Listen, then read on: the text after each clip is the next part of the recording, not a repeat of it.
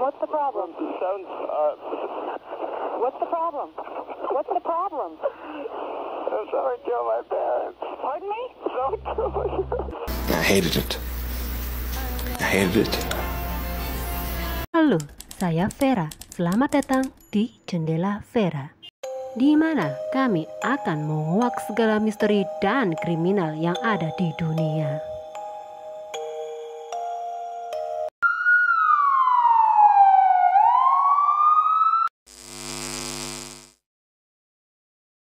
Pada akhir 1980-an terjadi sebuah kasus pembunuhan yang menggemparkan Amerika Serikat dan menarik perhatian media serta publik. Kasus ini melibatkan kakak beradik yang membunuh kedua orang tuanya, sebuah tindakan yang kemudian mengungkapkan banyak dinamika rumit dalam keluarga mereka. Peristiwa tersebut menjadi topik utama di banyak berita, seolah memperlihatkan bagaimana kehidupan yang terlihat sempurna bisa menyimpan tekanan dan konflik yang mendalam. Drama pengadilan yang mengikutinya lengkap dengan argumen-argumen tentang pengaruh masa lalu terhadap tindakan mereka membuat kasus ini tetap dikenang hingga kini. Lil Mendes lahir pada tahun 1968 dan Eric Mendes lahir pada tahun 1972. Saudara ini tumbuh dalam keluarga terpandang. Meskipun tanpa hidup dalam kemewahan, keduanya menghadapi tekanan emosional dari orang tua, terutama dari papa mereka yang seorang eksekutif sukses.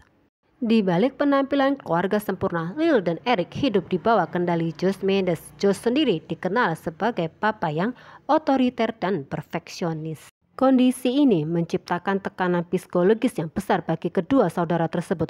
Karakter sang papa membayangi kehidupan mereka di tengah lingkungan yang tampaknya penuh kemewahan.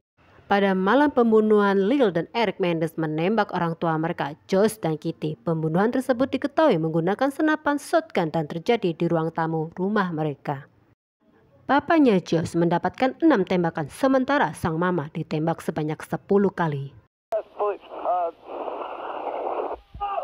What's the problem? sounds, What's the problem? What's the problem? someone killed my parents. Pardon me? Someone killed my parents. Are they still there? Yes. The people, No. were they shot? Hey, man, kill. Were they shot? Yes, They were shot? yes. 102, 102, response, 722 North Elmore, Parking Street. What happened? Hey, stand up, man. I have a hysterical person on. We're trying to get things further. Other units responding. Is the person still there? What happened? We have units around. What happened? Who shot who? I don't hear anything. You came home and found who shot. Setelah peristiwa tragis tersebut, kakak beradik itu berpura-pura menemukan orang tua mereka yang tewas dan melaporkan kejadian tersebut kepada kepolisian.